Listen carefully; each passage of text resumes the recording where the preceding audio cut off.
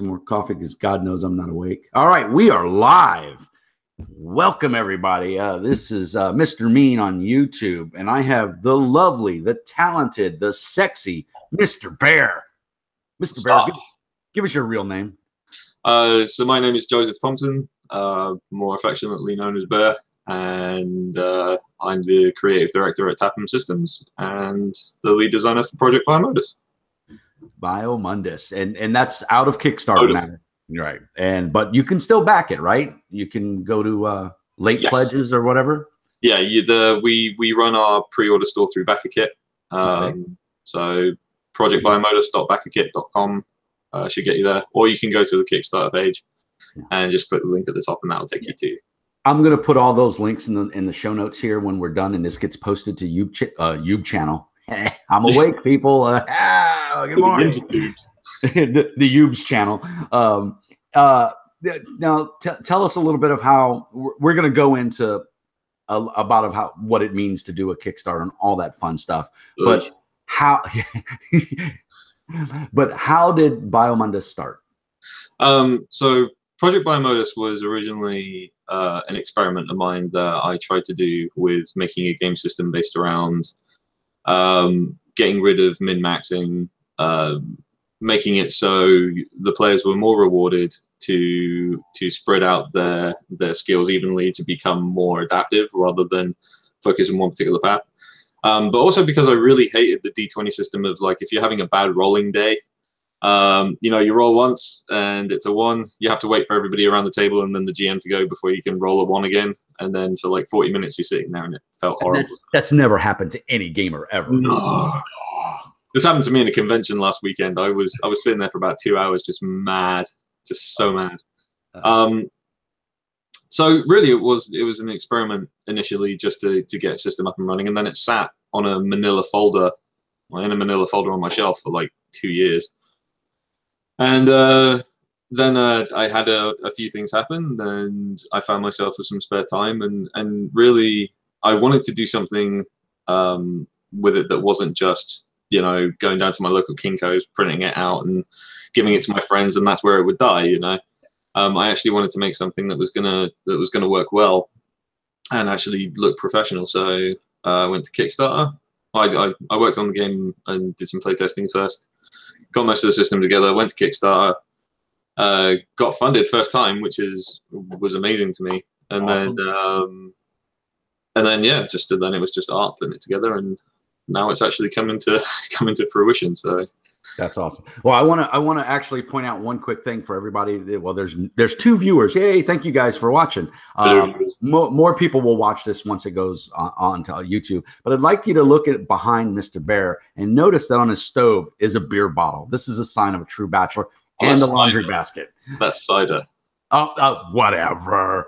Sure. Oh, yeah, you guys get to see my laundry basket as well. Yes, I feel kind of embarrassed. If that, ladies, he's available. I mean, hey, man, look at all my shit in the back. Boxes. I've lived in this house for over a year. I still have boxes, you know. This is actually the extent of my, like, it's not a glamorous life being a game developer. This is literally the extent of my living abode. Like, my bed is right down here. My bathroom's back there. Kitchen's right here. Yeah, that's where the magic happens, everybody. The bathroom, that is. Your apartments, man. Can't beat them. I love them.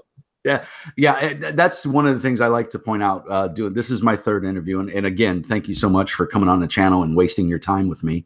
I'm sorry you won't get this hour back. But hopefully somebody will go and buy the book of those 1 view. We already lost a viewer. Yay! You know, that was a misclick. Oh shit, who's this guy? Yeah, the thing that I think I've been in this industry for a long time and around it. I'm not actually in the industry. I've done some play testing. I've done a little bit of writing here and there. But one of the things that I noticed, no game designer is rich. None of them are driving Maseratis and have supermodels hanging off their arms. Not when they start out, for sure. For sure. I mean, even like Monty Cook and Chris Pramis and all those guys. I mean, they're okay, but they all have full-time jobs. Right, and even even people like Sean Nittner, who of Evil Hat fame. That guy is so down to earth, and I think that's just relevant to the tabletop industry. Is that even the people who are very well known and very popular in the industry remember what it was like to make games out of your back garden. You know, it's the best one I have is George Velikos, the creative designer and owner behind Eden Studios, All Flesh Must Be Eaten, Buffy. Oh, cool. He runs a game store in upstate New York. That's his full-time job. He runs a game comic book store. He does what he loves. Exactly. You know, and every day, if you follow his Facebook feed, it's, God, I hate my life. Somebody come kill me. You know, but well, like you, I work in IT for my day job. You know, minimum wage. Yeah. I mean, we all have to find the money somehow to get this. And I think that's where the joy of Kickstarter comes in. And like in your case, kind of a success. I mean, without giving away the kitten in the laundry basket, how much? What was your initial funding for Biomodus? I went for $12,000. And what did you finish at? 13 and some change. So you made you made it. The game's going to be funded. Yeah. So where are you at in the process right now?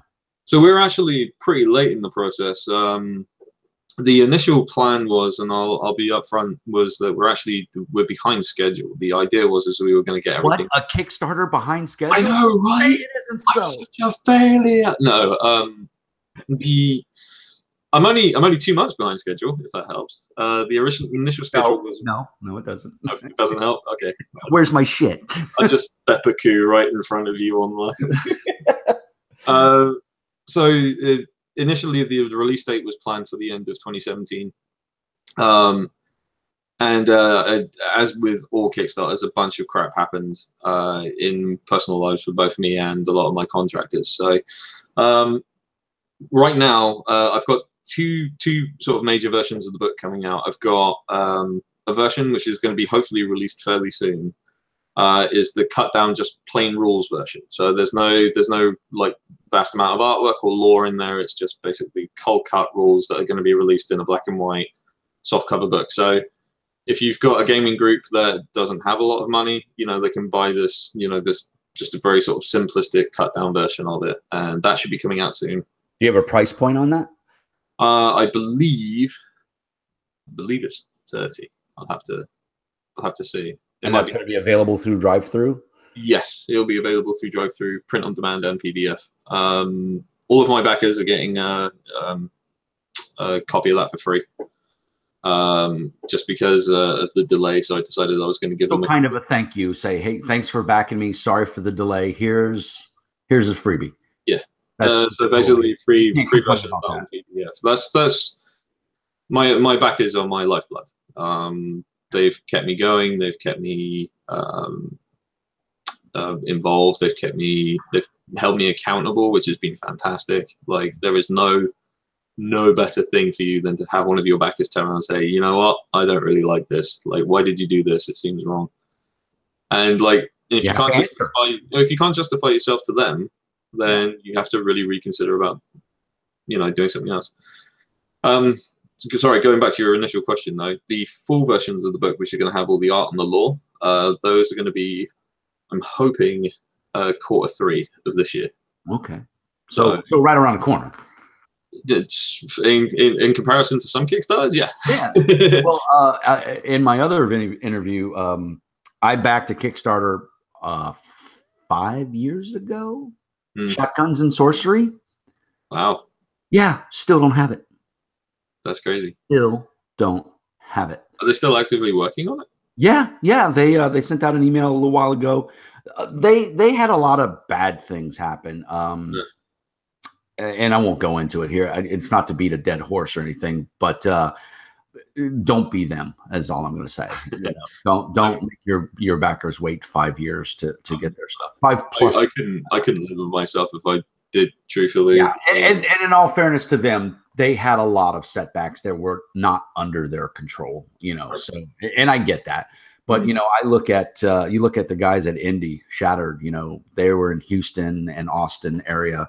They were hit by Hurricane Harvey, and they were hit hard. Yep. just as I was displaced out of my house for a week. I was able to come back. Luckily, we had family in Louisiana that we could go stay with. So we weren't too bad, and we never lost electricity.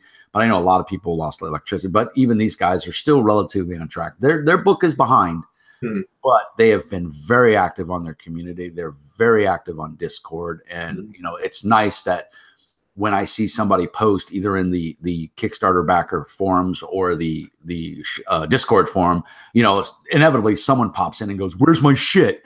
You know, and they are, I mean, immediately a message pops up saying, "Hey, you know, look, check this update. This is where we talk about it. We're sorry. We're working on." I mean, they're very active in the community, which leads me to, you have a Discord channel, yes? I do. Make sure I get that link. Is it open for everybody to join? Is it only for playtesters? It is. It is open to anybody to join. If you're interested in the game, please feel free to jump in. You can usually get a lot of good information there. I've got a very awesome community. Like, they're amazing. Like, the fact that I have a community in the first place is incredibly weird. But you know, of technology. It's bizarre. It's bizarre. I tell you something. Imposter syndrome is very real in this industry. Wow. Like, at some point you work really hard on a game, but still there's something in the back of your mind that says, you know, you're just some scrub kid from England that's come out to the US, and somehow everybody's going to find that out, and then they're going to lynch you because you somehow, you know, fooled them into thinking that you're a decent game developer. And well, it's not your fault you're from England. Okay. First, I know. I want to put that to rest. I mean, you know, just, you know, it's not, I will tell you, you lost. I mean, you know, Tea Party, all that shit. You know, just, America Lights, you know. Every 4th of July, I hang out in the corner of my room and just wrap myself up with a Union Jack. Just cry. Yeah. It'll go away. It could have been different. We'll take it back one person at a time. That's bloody Queen. That's all I do. How long have you been in the States? I've actually been in the States for 11 years now. Wow. You like it? I do. I love it. It's my home. It feels right to be here. The land. I go back to visit when I can, but yeah, it doesn't feel like home anymore. This very much. Your parole officer. I mean, you're from England, land of criminals. We all know that. So. Wait, you know, he's like, how do I tell this guy to F off politely on air? no, you know, it's fair. Yeah. You know, I have a good friend, Eric Lammer, whatever the hell he says. He's damn Canadian. But I always tease him every time he comes online. I'm like, oh, it's the dude from America Light. Oh, wow. Yeah, because it's not quite America, but it's close. I got to tell you, a lot of my backers are actually Canadian. I know. Isn't that funny? It's great. No, I love their role-playing games, don't they? Well, the other part is that I have a very good relationship with a video game developer up there, and I think if it weren't for them, I wouldn't have as many backers as I got, because they turned around and supported me, and a lot of their team supported me. So it was kind of, and that's awesome. That's was amazing. So talking about support, I want to segue in. We've kind of beat to death in the other videos and a little bit in this about Kickstarter and how hard it is and everything and all the wonderful support you had. But we were talking off air and you told me about a local organization that you try to support. Tell us a little bit more about that. So it's not local to me. It's actually in Pennsylvania. I live in Northern California. But they're in Pennsylvania, and they're a group called the Badana Group. And I'll give you a link for them. Please. And the Badana Group is run by this guy called Jack Birkenstock, and Jack reached out to me after I contacted them about my story and how role-playing games helped me through some pretty dark times in my childhood. And they're amazing. They basically, they're a group of therapists and clinicians and people who work with kids who either come from criminal backgrounds, or they're victims of abuse, or they have social issues. And what they do is they use role-playing games to therapize, to provide therapy for these kids and help teach them social skills. And they have it all panned out into like the 5 like core skills are put into like 5 anthropomorphic characters, which I actually ended up making NPCs for the game I ran for their conversion. And that turned out really well. Yeah. But they're amazing. an amazing group. I'm going to go up to their convention. They run a convention every year. It's in October. I can't remember exactly when in October. I think it's the 14th, the weekend of the 14th. But it's called Save Against Fear, and it's in Harrisburg, Pennsylvania. They have a big section in a mall that they rent out, and it was amazing. It was absolutely amazing. I had such a good time, and the people are fantastic, and I'm looking forward to going back there this year as well. Yeah, man, that's awesome. That's super cool. You know, systems out there like Critical Role, everybody's pretty familiar with Matt Mercer and his D&D group. You know, and they support 826 LA, which is a reading charity, and they provide role-playing games. There's a chapter in there that does pretty much the same thing. And that's amazing. And, you know, for those of you out there that watch this and you want to get active in charity and you don't know how, go to your local library, reach out to your local Social Security office. Believe it or not, those are wealths of information. And you probably know somebody that has, you know, a problem child, or you know a problem child. So role-playing games are a great way to keep kids entertained of all ages. I've got kids in my group that are 18 years old. And as young as, you know, 6 and 7. I kind of the same way as you. I grew up a problem child. I grew up in Brooklyn. I grew up in foster homes for a little bit. It wasn't a happy childhood. I don't remember the fun times of being a child, and I wouldn't wish that on any kid. So anytime you can do anything to help, that's always awesome. So I give much kudos and respect to you, sir, for doing that. That's very cool. They're the ones that do the hard work. I just support them. Like exactly. I would love to be a more active part in what they do. Yeah. But really, I can take no credit for the amount of just personal sacrifice that they put into helping these kids. And those social workers, they have a rough job, and they do. They're not grateful. They don't know it yet. And the ones that make it through the system and become productive members of society, I'd like to think I'm productive. Yeah, exactly. I try to be. The pot calling the kettle black. Yeah. So yeah, much love and kudos to those guys for all the hard work they do, and to you, sir. I tip my hat to you. It's a great thing. But on the next subject, the art. Now, I gushed last interview with the guys from Indie about the art in their book, because their book is, pardon my French, everybody, it's fucking beautiful. It's good. Yeah. And then I went and Tex, who's one of the guys over at Indie, turned me on to Mr. Bear here. And then I went and clicked on his Kickstarter link. And I went, damn, how come I didn't know about this game sooner? That's one of the things that I want my channel to do. So if you're a prospective Kickstarter person out there, or you're a game developer or a game designer and you want a little exposure, I only have like a little bit over 300 viewers. I'm nobody big, but I try to give honest reviews. I try to be a little humorous. I try to give you some information that'll maybe go, maybe I should go buy that game. And I hope that helps in some way, shape, or form. And the problem I feel with this industry, especially with Kickstarter being such a viable market and helping small press companies like yourself, is nobody knows. Nobody knows of these. I mean, you tell all your friends, and your friends tell all their friends, but at some point it stops. And I mean, quite frankly, you got lucky. Because for every one success story, there's 30 poor guys out there that are going, I've got a really cool game, and nobody, you know, and I was absolutely prepared for the Kickstarter fail. Like I honestly, and in truth, it wasn't until the nth hour that I was like $2,000 down an hour and a half before it closed. And then a bunch of my buddies from the Warframe community turned around and they just started posting it out saying, like, we need to get this guy over the edge. And I ended up being $1,000 over. That's awesome. And it was phenomenal. Like, it's, I can't tell you about how elating. Oh, I'm sure. Woo! Oh my God. You're probably a happy guy. I was, and mildly terrified too, because it's sure. There's a certain amount of responsibility that comes with, you know, doing a successful Kickstarter, because now you've got to wait for Kickstarter to gather all the money. Obviously, there's going to be a couple that back out for financial reasons or whatever. That always happens. So if you're a prospective person who's looking to do you had one. One. Man, that's amazing. Yeah. That's I heard. I backed one Kickstarter. The guy wanted $1,000. He got about 1150. Right.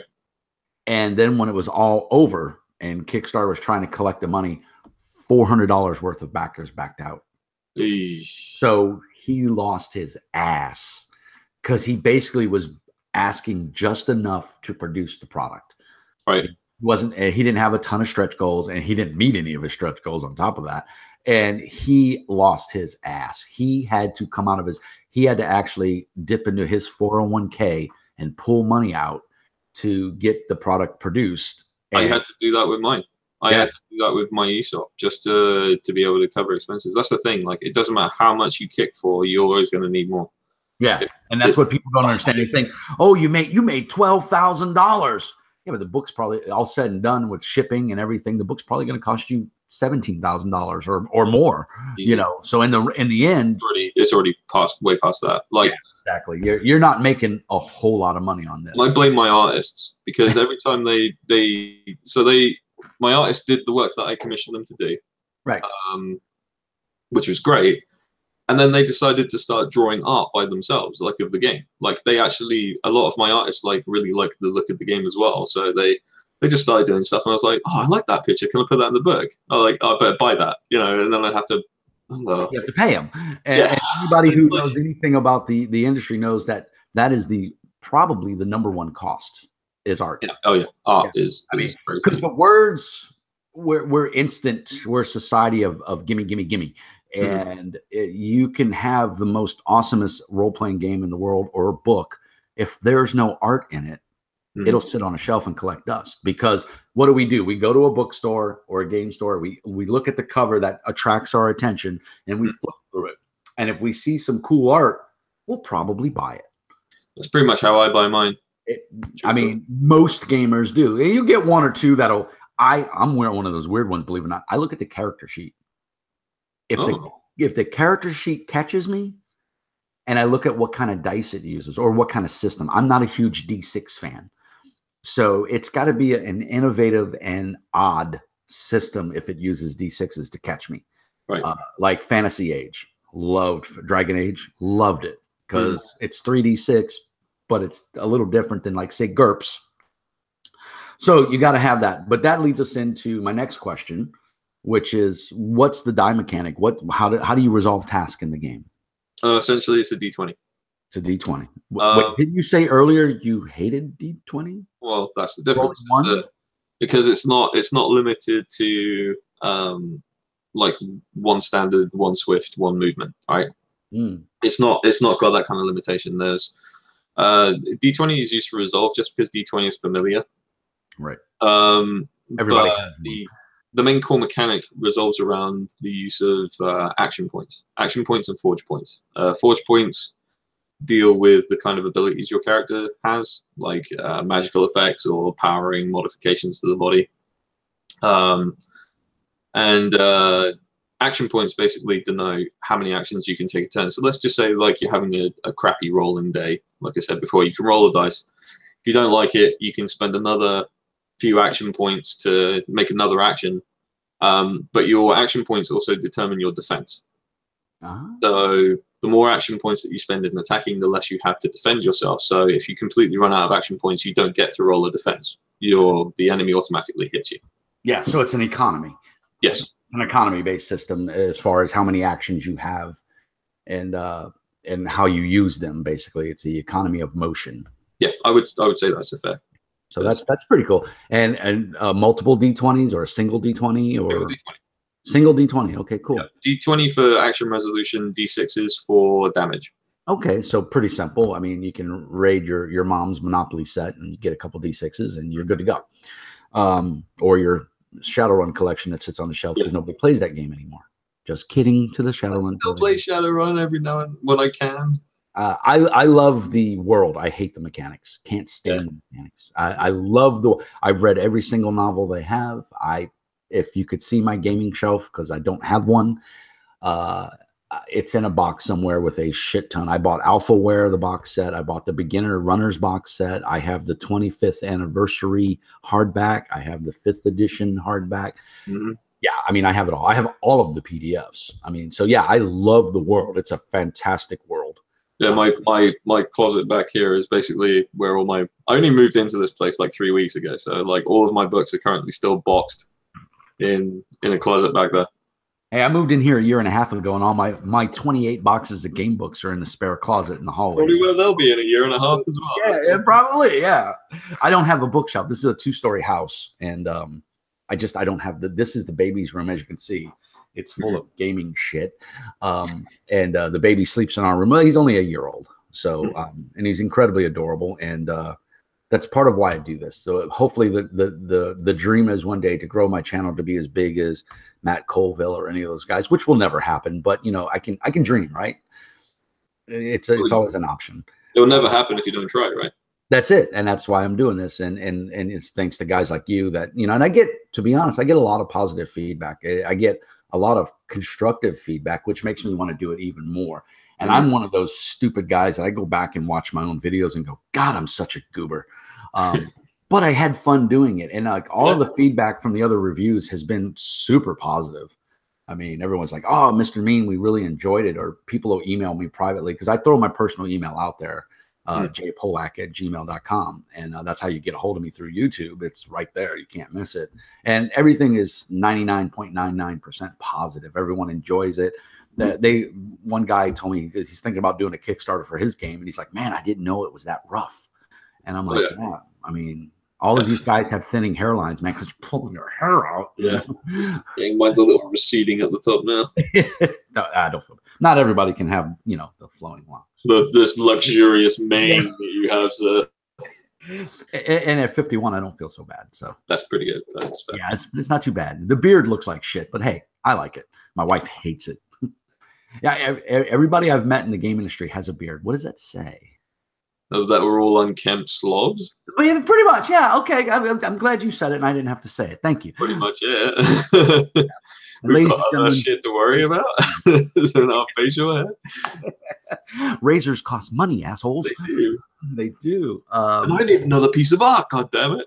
Because that artist made another cool piece of art. Damn him or her. And you said your main artist is a female? My cover artist is a girl called a lot of them I know through a game called Warframe.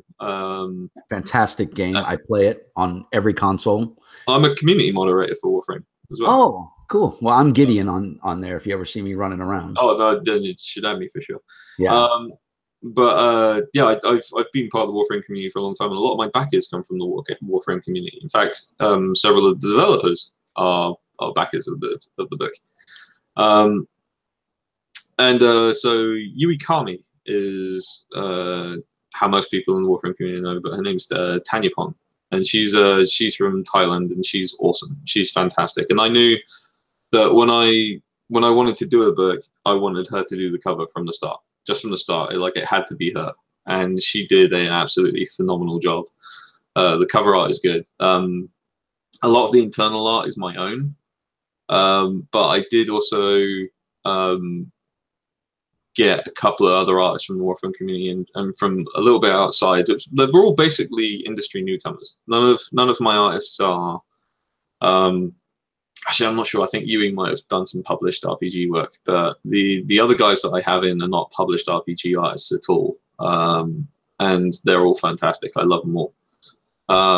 Done some great work for me. That's all going to go into the main versions of the book, and I can't thank them enough. But yeah, like all the backer art, all of the backer kit stuff, people who got to design vehicles, monsters, and NPCs, I did all those myself. That was kind of my promise to them, is that I would do the art for those myself. I wouldn't hire that away. Yeah, it's my kind of thank you to them for backing the way they did. Yeah, and I mean, you know, that's cool, because not only are you a game designer, because, you know, here's the cool part, man. You can actually call yourself a game designer now. I know. It's weird. You successfully kickstarted a game. It's going to be made, barring an apocalypse, which we've already talked about that off air. Mr. Mean has lots of guns. We're going to be fine. Everybody come to my house. We're good. Lots of ammo. But the cool part is you're a game designer now. So not only are you a game designer, you're a published artist. I am. Yeah. How's that feel? Well, the thing is, like, my first published art part is not for my book because my book isn't published yet. It's still getting there. But I'm a published artist through Shattered. I did some of their monster art. Did you? Yeah. Man, and we already, I've already gushed about their art, and I wholeheartedly told everybody to go buy the damn book because it's, even if you don't play role-playing games, that's a coffee table book. I think I said the line of something, and my wife slapped the shit out of me for this, is that if you're that, fat balding gamer that lives in your mom's basement, go buy this book, leave it on the coffee table, invite a girl over, you'll get laid. That's how good the art is in that book. That's a guarantee from Tex, because I know Tex is listening right now. So if it doesn't work for you guys, yell at Tex. Don't yell at me or Bear. I love those guys, by the way. If you're watching, Tex is listening right now, and he said, by the way, that I'll have to amend my statement of all game people have beards because Tex doesn't have a beard. He's just behind the times. That's all it is. Well, he said he can't grow facial hair, and I said, well, most 13-year-old boys can't. I can. I'm still. I'm part Native American, man. This is as good as it gets. This is all you're getting. This will never fill in. But I've got crazy hair. So Tex says he's rolling on the floor laughing right now. So nice. Thanks for listening, Tex. So not only are you a published artist, you're soon to be a published game designer. Yeah. What's on the future for Mr. Bear? Where do you want to? What's the next step? Is there another book in the line? So I've got some plans. I want to be able to do a second edition of this book at some point, because there are some things that I do want to change within the system, namely in regards to things like locomotion and the way that mods come about. But the problem is, if I was to change it now, I'd have to rewrite like 3 whole chapters of the book, and I'm already behind schedule. Right. So what I'm probably going to end up doing is doing a second edition, and then I will discount it for people who backed the original. Excellent. That's right. Because I'll tell you, nothing hurts more than buying, and Shadowrun is notorious for this, buying a game and then a year later, a new version of that game comes out. And you've already sunk $60, into the game. Or more, because now it's not unheard of for RPG books to be close to $100 now. I mean, it's ridiculous. And I will say kudos to the guys over at Palladium Books, because their books prices haven't really gone up, and it's still the same quality of books. Yep. So kudos to them. I know there's a lot of hate out there for Palladium Books, and I don't get it, because every gamer I know has at least one Palladium book on their shelf for reference, if nothing else, or for the cool art. So I don't understand. I played Palladium games for years, and their mechanics are outdated. Yeah. And the books are over the top, but it's still, you can always find something enjoyable in them, whether it be a piece of art or a piece of fiction or whatever. And I use it to spark other ideas myself. That's why I buy so many games. I affectionately say that I have gamer ADD. Because I am definitely oh man, this game is great, you've got to play this game. Oh, look, shiny new game. I had to buy a new suitcase when I came back from Pennsylvania for Save Against Fear, because they did silent auctions for a whole bunch of books, and I came out with so many RP books from this silent auction that I actually had to go to the store that was in the same mall, buy a suitcase, nice, and put them all in there so I could actually get them all home. It was the heaviest. Oh god, heaviest bit. But I came out of there like a bandit. I got like the 20th edition of Werewolf the Apocalypse and a bunch of Promethean books and Changeling books, and yeah, it was all White Wolf stuff. I love White Wolf stuff. I went to my used bookstore, and I used to live in Arizona a couple of years ago. I lived there for 10 years, and they had a used bookstore, and for the life of me now I can't think of the name of it. But I just went to the role playing. They had a pretty decent sized role playing section, and I saw this brown book. I was like, well, what the hell is, because you don't see too many brown cover RPGs. Well, it was leather, and it was the 10th anniversary of Deadlands. Oh wow. Yeah, and it was like number 238 out of 1,000. and it had the signature plate in it from Shane Hensley, and they wanted $10 for it. Man, I scooped that thing up so fast it wasn't even funny. You know, and then of course they just did their 20th anniversary last year, and they had a very successful Kickstarter, and I backed it. I couldn't go balls to the walls in it like I wanted to, because they were doing a cool wooden box that looked like a Southern Comfort or a Jack Daniels. Oh, that would have been label, good. a black label, you know, but it was a box with the RPG and dice and poker chips and poker card. It was phenomenal. I just didn't have the $250+ to back it. It's hard to justify it, even like, especially as a game dev. I mean, the good thing is that when you do buy books, you can actually kind of write it off as a tax deductible because it is research. Yes, exactly. And nice. You know, technically you can write your internet off because this is an interview. That's also true, but you do it by tax laws are crazy like that. But like, in fact, I have to do mine this year. Thanks for reminding me. Hey, I'm glad I could bring that pain back. Welcome to America. Oh boy. Do you have taxes in England? Do I have taxes in England? I don't. For the average Joe Blow that lives there right now, do they have a yearly tax that they have to do? I don't know. Yeah, the thing is, taxes get deducted out of your paycheck automatically. You don't have to go file them back home. So you don't have a yearly tax that you have to. No, it's just basically that you get a tax code depending on what your income is, and then the government just takes that straight out of your paycheck, and then whatever you've got left is whatever you got left. You don't have to like recalculate it and pay, you know, find out what you're being rebated or what you. So you're saying our system is shit? It's complicated. Put you on a spot. It's a complicated system. Yeah. I don't like it at all, but you know, it is what it is. So, and we won't get into politics because that's a sore subject with me. I don't like talking politics. I am very aware of my position as a guest in this country. I'm a green card holder. I'm not a citizen. Oh, okay. So, but you can go back at any time. I don't like to, you know. Yeah, like I said, we're not going to go there. We're not going to go there. We're going to talk about games, man. We're going to leave politics off air, and Trump sucks. That's all I'm saying. So I don't know if you can see in the back there, but I got my Torg Kickstarter. Oh yeah, yeah. So pretty excited about that. What? So when you're not doing your game, what games does Mr. Bear play? So my layout artist, who's the person who's doing my layout, is actually also a local game developer, and I've been playing her games fairly recently. I played a bunch of Starfinder this last week just gone, and also been playing some old school World of Darkness, like White Wolf era, before the Onyx Path stuff, like the White Wolf era. Right. Recently been playing Demon the Fallen. How is that? I do not own that book. That Demon the Fallen is pretty good. I mean, it's the old school one. It's not the latest one where it's all the Gold Machine kind of thing. But Demon the Fallen, I mean, in comparison to other Supernaturals, they're a little unbalanced. They're pretty tough. Wait, a White Wolf game unbalanced? What? I know, right? Like, what do you mean werewolves can just destroy everything? Silly. But no, favorite RPG of all time, by the way. It's okay. Werewolf.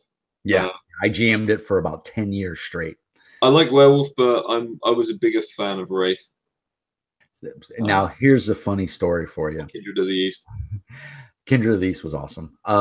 My friend Brian Isakoff, who he used to host a podcast called 2D6 in a Random Direction, and he's there in Concord, California. He was running a Wraith game.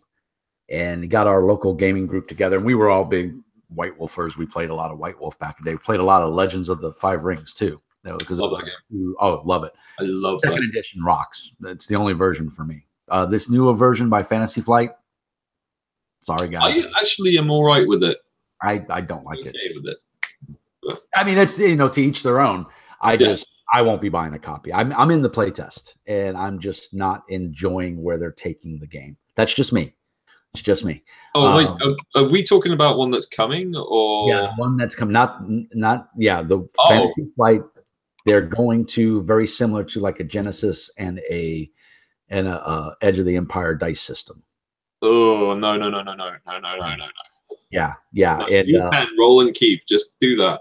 Yeah. No, it's still using D10s, but now they have D6s in there, and Yeah, not to me. It loses the whole flavor of the game. They're trying to keep doing it. I can't go too much into it because I'm under an NDA, but it's. I mean, it's not for me. I'm trying to be objective. I read everything, but I'm not feeling it. I'm just As a person who loves Legend of the Five Rings, I would like to say, if they ever happen to watch this, stick with D10 roll and keep. Don't go to that stupid bloody custom dice system. too late. Already doing it.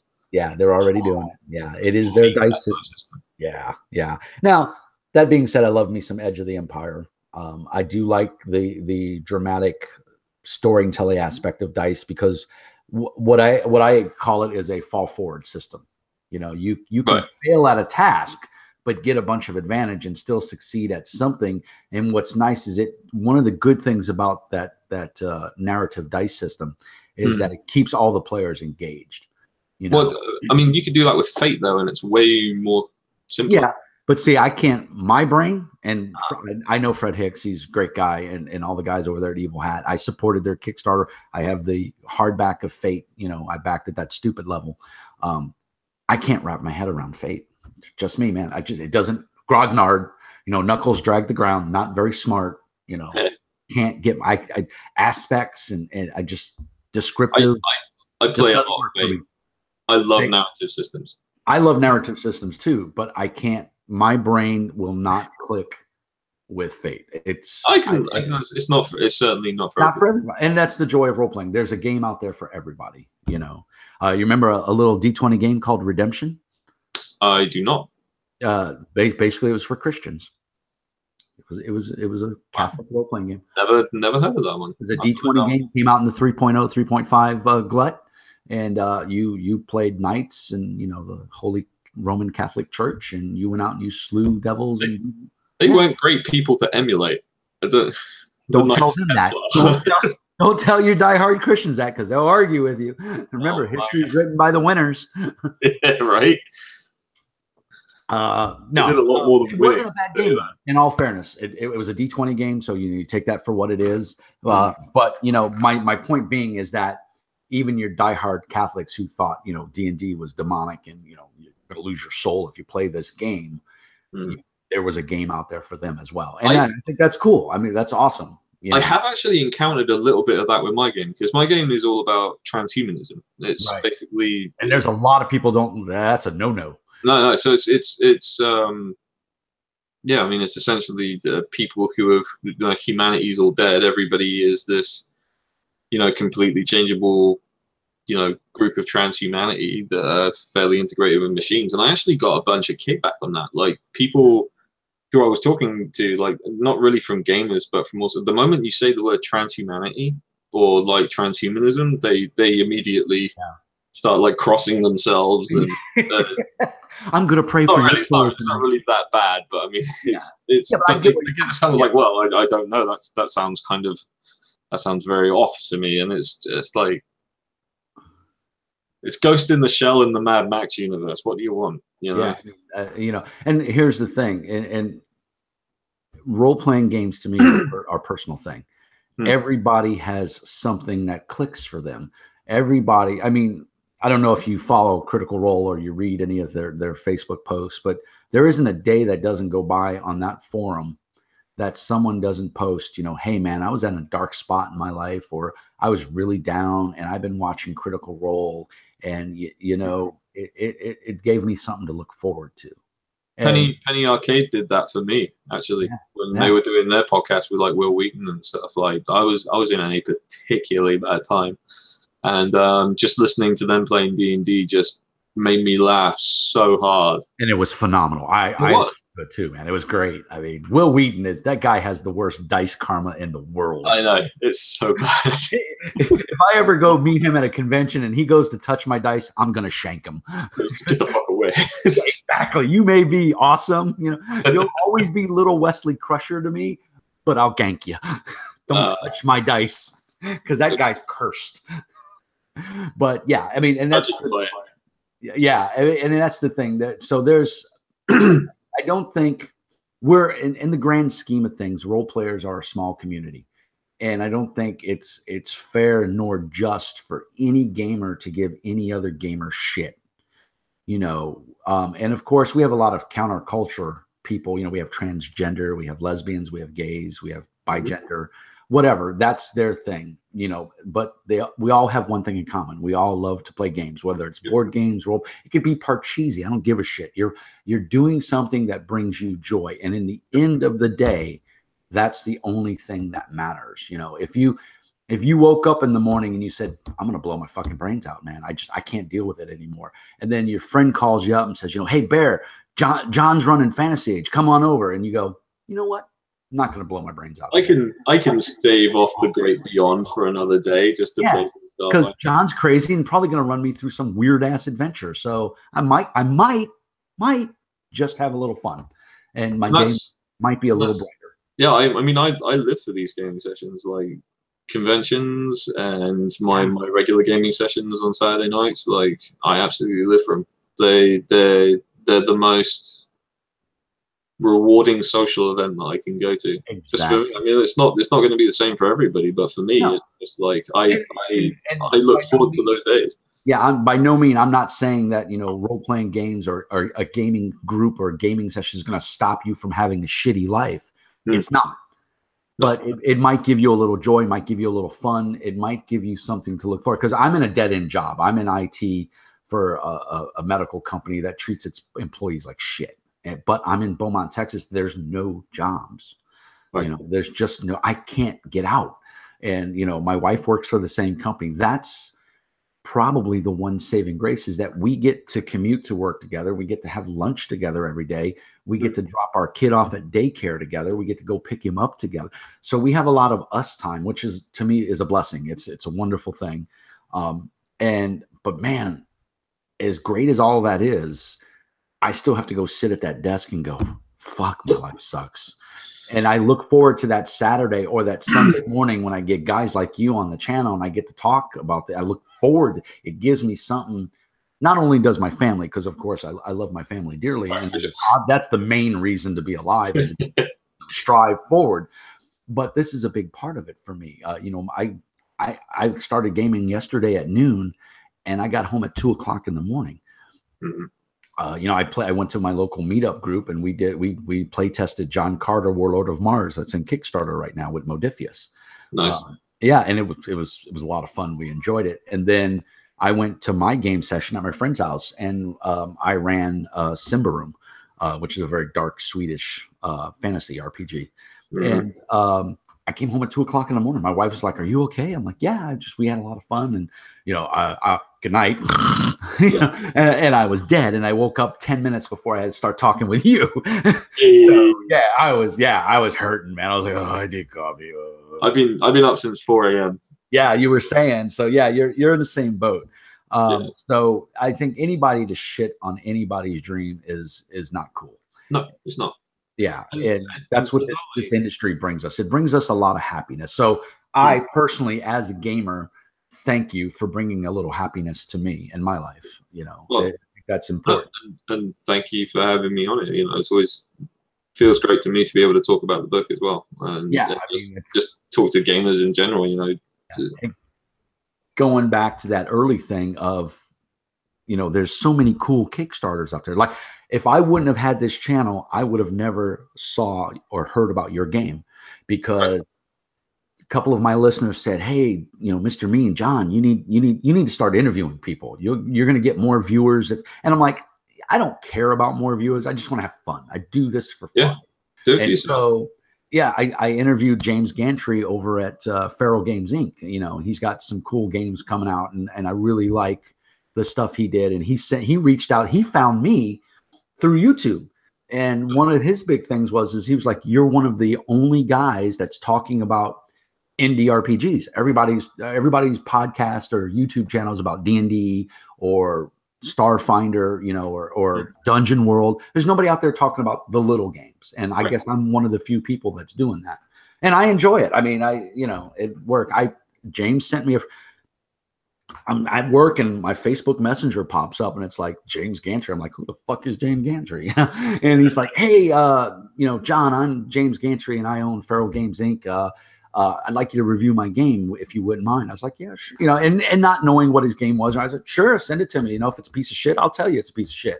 Right. And he, you know, LOL, yeah, right. You know, and then I did the review, and he came back and he was gushing. He said, man, you really got it. You know, that game was supposed to be about fun. It's not to take itself too seriously. And he goes, you got that. You got the humor that was underlying in the game. And I said, well, yeah, it's a great game. It's a fun game. Everybody should be playing this game. And so we did the interview, and then I asked Tex, hey, you know, I just did this. And Tex had watched the interview and said, yeah, dude, it was fun. I enjoyed it. I was like, well, do you mind if I get you and a couple of guys from Indy on there? He's like, hell no, dude, let's set it up. And, you know, that's led me to you. So I would have never known about your game. Even though I troll Kickstarter, I would have never known about it if it wasn't for the guys over at Indy, and in particular Tex. Community is a big part of gaming, whether you're a player or you're running or you're actually a designer. Like, the community is absolutely everything about the role-playing game industry. Like, if it's always word of mouth, it's always, you know, I saw this somewhere else, maybe you'd like to try this game, or would you like to try this system? You know, it's all about experimentation and finding something new, you know, talking to new people, meeting new people. So it doesn't really matter, like on the ground floor level of being a player, or, you know, on the people who are actually designing it, whether you're, you know, a small indie developer like us or just D&D. Yeah. I mean, look how a community can kill a version of D&D, like, and even a big, like, version 4 of D&D. Fourth edition died a horrible death. Because like everybody in the community said, no, we don't want this, and don't the play game died. Yeah. And to be honest, gorgeous books. Yeah, the slipcover with the 3 core books in it was. I have it sitting on. Well, it's in a box, but yeah, I have it, and it was gorgeous. I love it. Then I read the mechanics, and I went, "Oh!" Now that being said, I love how they do monsters. I love the minion aspect, and you know they have all the powers of a regular. They only have 1 hit point. The minute you hit them, they crumble. Here's the funny part: Savage Worlds has been doing that for 20 years. You know, Mooks, Feng Shui's been doing it for 20 years. You know, if you follow, you know, Atlas Games Feng Shui. I own Feng Shui. I own Feng Shui too. Didn't back it on Kickstarter. I didn't have the money, but as soon as it came out in the local game store, I went and picked it up. Yeah, I have a copy of that. Gorgeous book, gorgeous, and talk about a game that you can just pick up and play. There's don't make characters in a game. You pick a template and you roll, and it's a fun game. If anyone hasn't tried it and you've watched those Hong Kong action movies, please go out and pick up the PDF primer. It's downloadable for free, and trust me, you'll enjoy it. It's a good game. It's a good game. Good game. So yeah, but community can make or break a game. Look at Dungeon World. Community made Dungeon World. I mean, aside from being a phenomenal game, because it is a good game, in my opinion. Mr. Mean just says it's a good game, and I've GM'd it. I've played it. I enjoy both sides of it. But yeah, the community made Dungeon World. Adam Cobell got made through Dungeon World, and he made a good game. You know. Yeah. I mean, you've also got like people. The real heroes here are the guys that make it so indie developers can use their system. So like the Fate system, the Apocalypse World system. Yeah.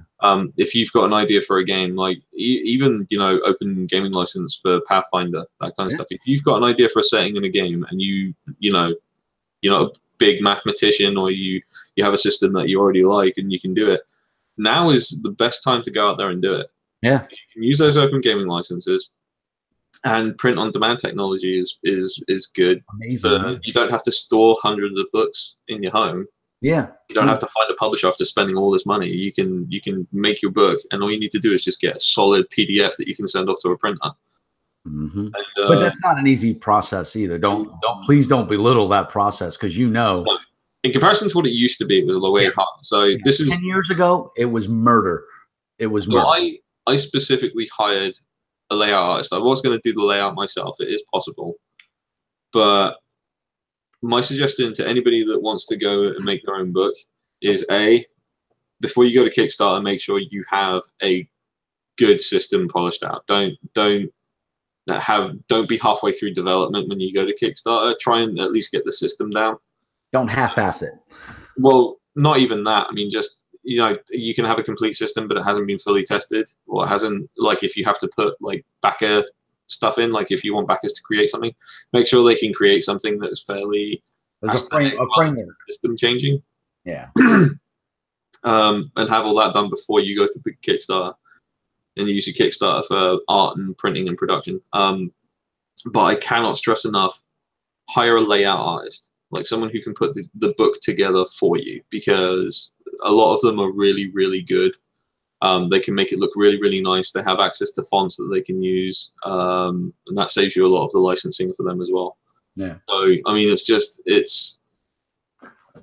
and it takes a lot of the stress. Like when I was doing the layout myself, it was so stressful. It was the most stressful part of the job, was just trying to make the final part of the book look good.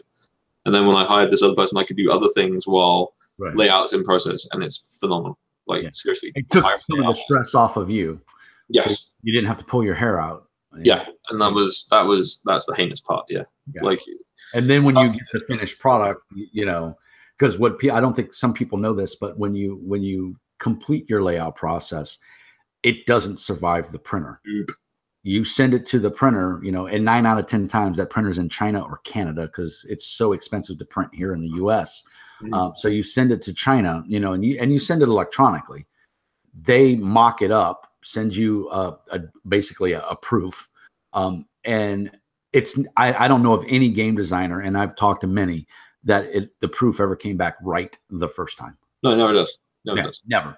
Because the fonts you use, and then the layout, and the way the paper's cut, and the way it's printed, you know, and everybody else that's not in the industry has experienced this. I get the PDF and I go to print it, and when I physically print it, it doesn't look like what it looked like on the screen.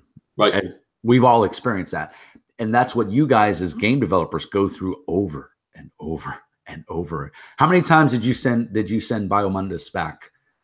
I haven't actually gone to the printer with it yet. Oh, you haven't? Okay, so you haven't gone through that joy. No.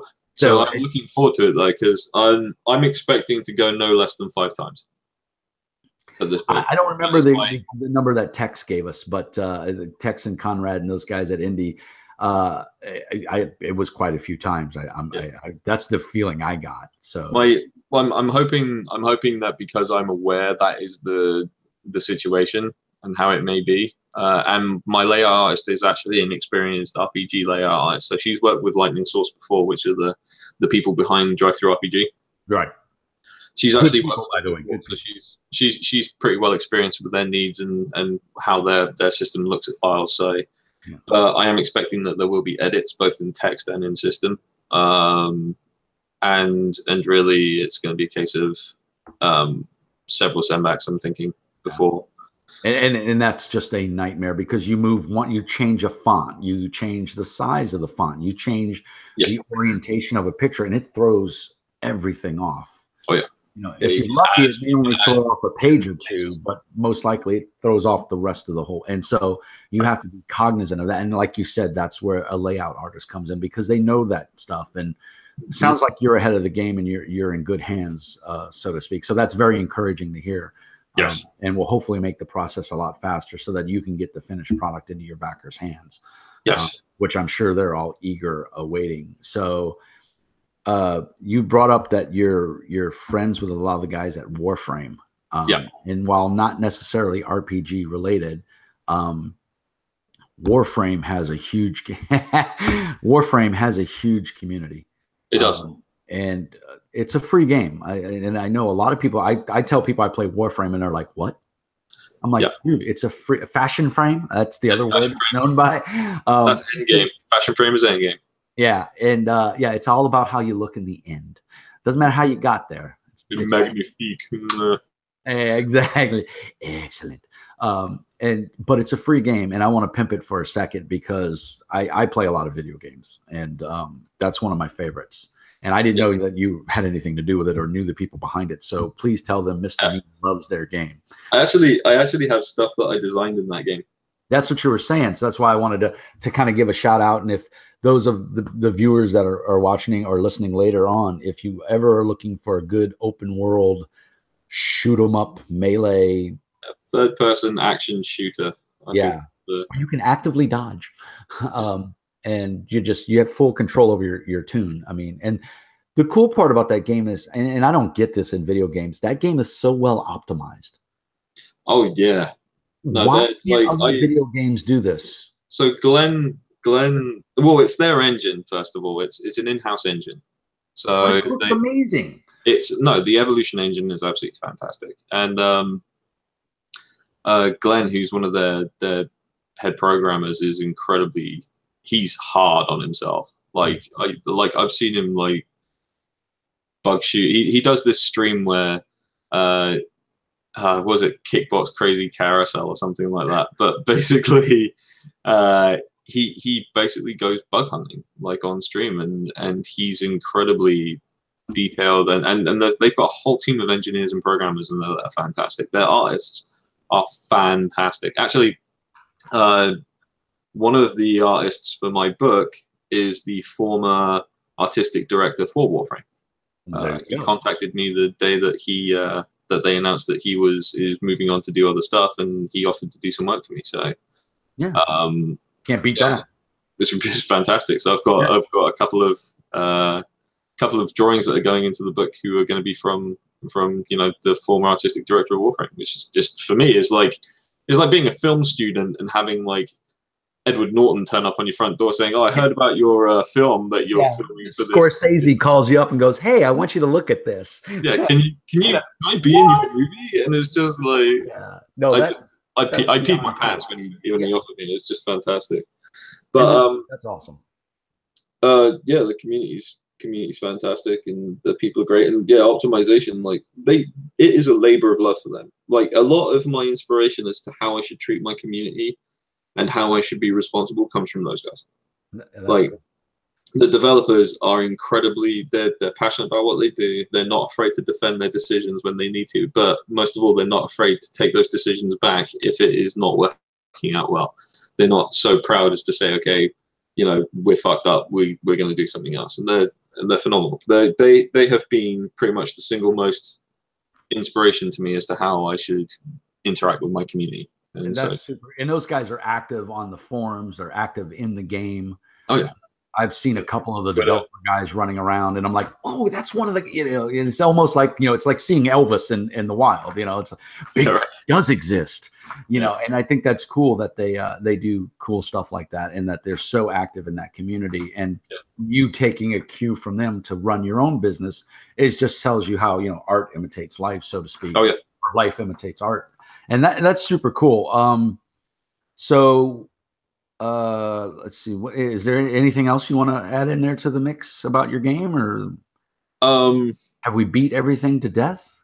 For the most part, yeah. I think if you're interested, I believe the website's going to be in the description, right? So yes, sir. Yeah, I'll put it projectbiomodus.com. Please feel free to join our Discord. I'd love to be able to chat to you guys, see what you think. And really, I just want to say thank you again to people like the Badana Group, the Warframe developers, my backers, most of all. Yeah. Without you, I would not be doing this, and certainly you guys keep me going. So fantastic! Thank you very much for your patience as well. I'm sorry it's taking so long. Yeah, because we have to end it with "Where's my shit?" Where's my shit? Where's my shit? And thank you, sir, because without you, guys like me don't have have fun. And I'm honored to be on the show. It's awesome. One of the things I like to tell people is I don't care how good your game is. It's never going to be good enough that it jumps off the table and runs itself. So that's true. You need people like me. You need GMs that are going to run your game, and that's the joy of it. That's where the fun comes in for me. I mean, one of our players showed up. He's a waiter, he's a former military guy, and he couldn't get out. He got stuck at work. He was supposed to start playing at 7. He didn't get to our house until right at 10 o'clock. And I looked at all my other players. I said, I've got something else in mind we can whip up, because we had finished our main adventure for what we were doing last night.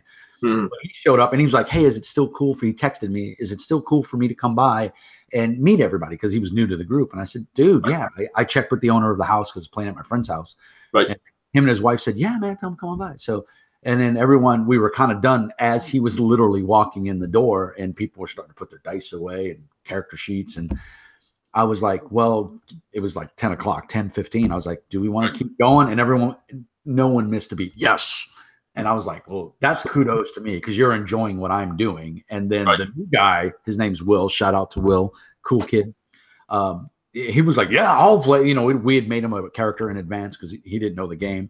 And Right. he's at work. This is the cool part. This is what I find. Gamers are so enthusiastic, whether you're a computer gamer, tabletop, board gamer, RPG, or miniature game, it doesn't matter. He was so excited to play that while he was at work, he was looking up Simba Room on his cell phone in between waiting on his tables, you know, to learn about the game so that when he came and sat down, he could say, yes, I understand that. I know about that. And that was, you know, he made an effort to know about the game world so that I could tell a fun story. Right. And I appreciate that. And I'm appreciative of all my players. I have some great players, and we all GM. So that's even more fun. We all take a turn in the barrel, so to speak. Best way to do it, keeps it fresh. Yeah, you don't get stagnated because GMing is like marriage. It's the hardest job you'll ever have. Oh, yeah. Because anybody who's ever GM knows that players will do exactly the opposite of what you want them to do, you know. Yeah. And then, you know, that's why I love games like Dungeon Crawl Classic, because Dungeon Crawl Classic Dungeon Crawl Classic is the honey badger of role-playing games. Yes. It doesn't give a shit. I'm going to kill you either way. It just might take me longer. You know, and that's a game that totally promotes you stamping the character's DOA. You actually, they have a stamp that you can buy killed, you know, and you stamp the character sheet, and they ask the GMs to keep a portfolio. So I love it when I go to conventions, and people that play in the Dungeon Crawl Classic game kind of know the lore and the humor behind the game. And so, you know, I'll throw my DOA binder on the table, you know, and it's about yay thick, and they're like, oh shit, this guy's serious, you know. And so it's a lot of fun when you know, you do that. And so if you've never played it, man, give it a shot. It's a old school, new school D&D clone. And it's a lot of fun. So give it a shot, man. You can get the PDF for dirt cheap. And if you like old school hack and slash, so you can cast a spell and grow a tentacle out of your forehead. So, you know, if you flub the spell. So yeah, it's a very dark, humorous game. You start in a 0 level funnel, and one of the characters starts with a chicken. You know, so yeah, you're a chicken farmer. Reminds me of Warhammer Fantasy roleplay. Yeah, and they take a lot of the dark humor from Warhammer Fantasy and make it a little more satirical and funny. So yeah, you're a chicken farmer, you know, and you don't start with weapons. You start with implements that give the same damage as a weapon. So a pair of scissors, if you're a barber, you know, you cut hair for a living, you'll have a pair of scissors. That's a dagger. That's 1d4 damage, you know. So it doesn't take itself overly serious. So Goodman Games over there produces it, and it's a fantastic. If you ever get a chance to play it, man. Yeah, I'll have to give it a go. Yeah. So we're going on just over an hour. I again want to say thank you. I don't think anything else we can beat it to death. I have to go. It's not that I enjoy talking to you, but I have to go do my laundry. You know, important things. So do I, apparently. Yeah. And you got to finish that cider on the stove. Oh yeah. Yeah, I like the pop figures sitting next to the stove, which tells me you never use your stove. I never use my pop figures melt. So what's for dinner tonight? Drive-through du jour? Yeah, either that or cup noodle. Or oh man, I was nothing wrong with a cup noodle. That's like you're still relatively young, aren't you? Yeah, I'm pretty. Yeah, a cup of noodles like got so much sodium, my heart just goes. I'm pretty sure my liver's going to eject out of my body at some point. I'm out of here. Bad episode of Rick and Morty, right? Yeah. Rip it out through your neck. Well, everybody, I want to thank those awesome 2 viewers. I know one of them's Tex, so I don't know who the other person is. Thanks, Tex. Good to see you, buddy. Yeah, thanks, Tex. But thank you guys for listening. This is going to be posted up on YouTube on my channel. It'll be on my Discord channel. With your permission, I'd like to post it to your channel if that's okay. Absolutely. So your backers can watch it and maybe learn maybe a little something they didn't know. And then if you get new backers, that'll give them something to give them a little behind the scenes about the whole process in the game and where everything's at. So in closing, I would like to give a big hearty thank you to Mr. Bear. Joseph, right? First name? Yes. Yeah. That's good. I like Bear, though. I do. I like Bear. So Mr. Mean to Mr. Bear, thank you very much for wasting your Sunday morning with me. I appreciate it wholeheartedly.